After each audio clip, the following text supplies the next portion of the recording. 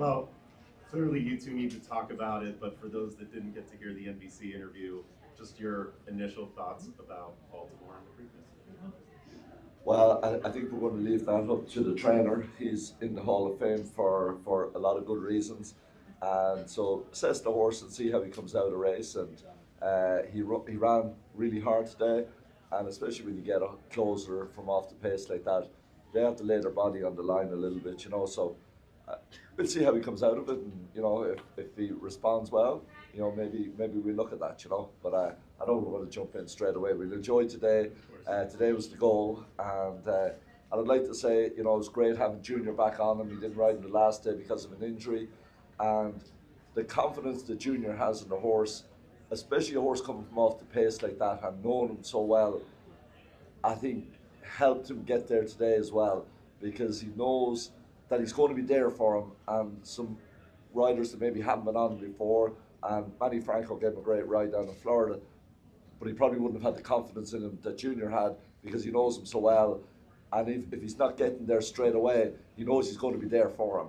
And you don't want to make it too early with him because you can't get there at the eighth pole and say, where's the wire coming? So, you know, great ride by Junior again today. We saw that here last year in the Street Sense when we came here and won it. And, you know, it was a great move to get here.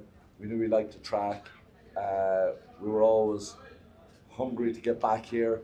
Gulfstream was never going to be attractive favourite him, so it was great to get back here at Churchill and see what he could really do. Junior, I've asked the other two. Now I'd like to ask you what the Derby means to you, what winning it means. You know, still sinking in. You know, to be honest, it means the world to me. You know, for me and for my family, you know, coming from my country where you know the only race that we were able to watch back there was just the Kentucky Derby. Was the only race from USA we were able to watch, and you know that little, you know, start getting in my head, and I said, like, oh, you know, that would be nice, be the United States right in the Kentucky Derby. Then, you know, little by little, I think, you know, I start, you know, point that out to make it come true, and I, you know, I think today we just did that. Very good. Let's take some questions. Byron, let's start with you. Michael, can you speak to the success of Michael, can you speak to the success of Into Mischief? This is his third Kentucky Derby winner, and expand on the pedigree of sovereignty. Obviously, a lot of stamina influences in his female family. Absolutely, and we probably had a rough start trying to figure out what mares we needed to send into Mischief because we saw everyone else having a tremendous success with him, and we couldn't get a winner by him. But eventually we got there, and we got with Pretty Mischievous 2 years ago in the Oaks, and we've had some nice horses by him. And again, this horse probably culminates in the best one we've had. And you know, he's a wonderful stallion, as we know.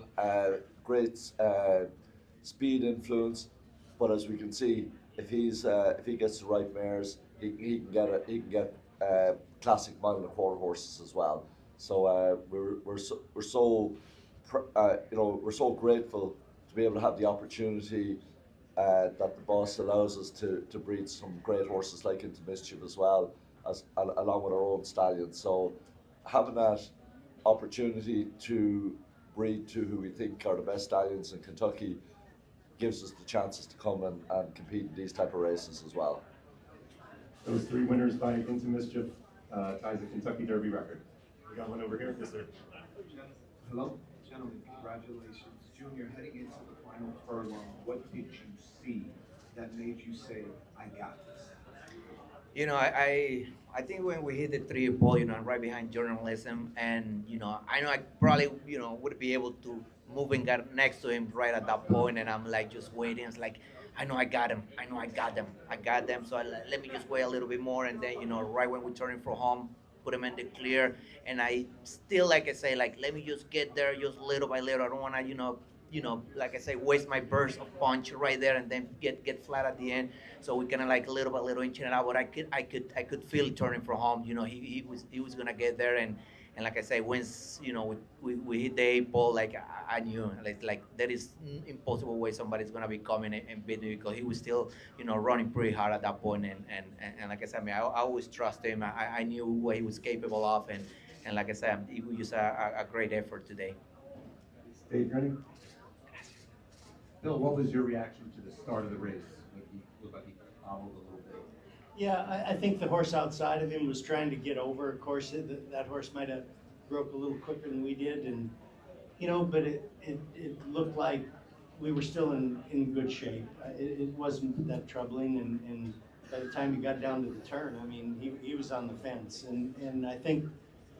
Look, we both know you don't win grade ones by being 4 or 5 wide on both turns. And Junior did a terrific job of getting him over.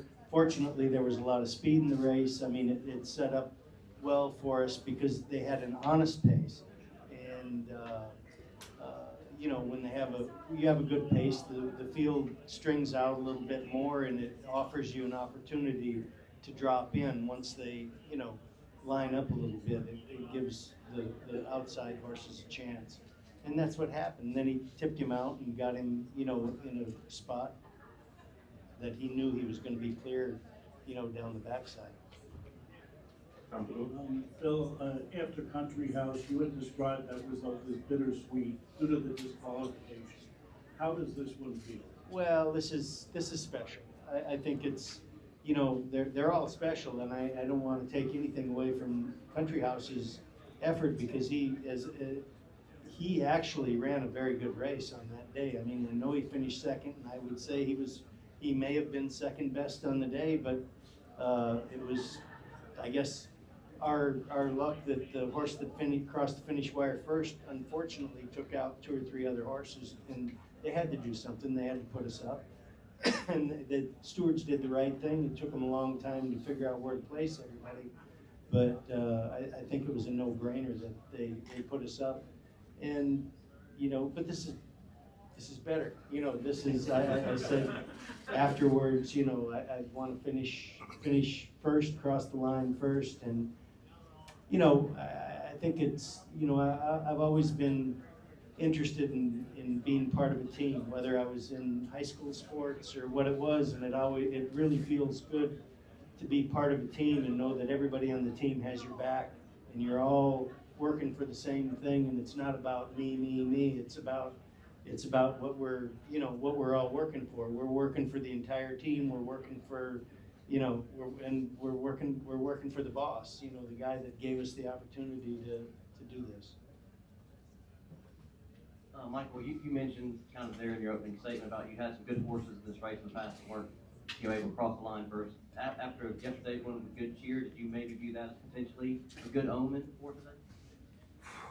Well, it gave us an opportunity to win 2 of them then by winning yesterday. We had 2 horses that were training really, really well. The other horse is a grade 1 winner already, just a nose away from winning 2 grade 1 races. So we liked the way he was coming into the race, training super. And the same with Sovereignty, both of them are doing as well as we could hope for. So that gave us confidence that we were going to have a chance to perform well. We knew it was a really good race. We saw what journalism did out in California.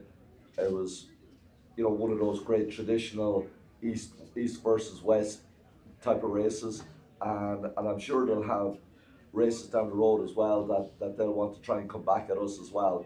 So, but yeah, we did have, I wouldn't say confidence, but we were very hopeful that we had 2 very, very nice horses that were going to be able to perform on the day, and both were complementary running styles, where one was going to be up closer to the pace and one coming from off the pace. So we felt good going in there that we had a couple of angles covered, and I'm not really superstitious at all, but a good friend of mine, John Williams, who used to manage Spencer Farm and looked after Seattle Slough during his heyday out there, gave me this wolf tooth from Seattle Slough a couple of years ago, and I've had it in a box in the house, and so I said, I'm going to bring that with me today and wear that, and maybe that'll be, as you talked about, a good omen. That was the good luck charm for today. You've never worn it before today? Never before. Yeah. I'll wear it the next day. Now you have to explain what a wolf tooth is.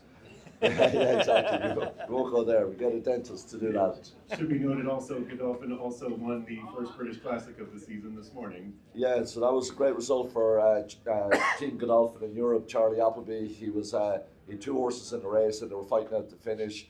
One horse ended up winning the race and the other one was third. So that was a great start for our Godolphin European team. And I know they were very excited about that. And they have a filly in the 1000 Guineas tomorrow, which is their second classic, which they really like. And I think they thought that was their best opportunity on the weekend. So maybe they can double up like we did here in the US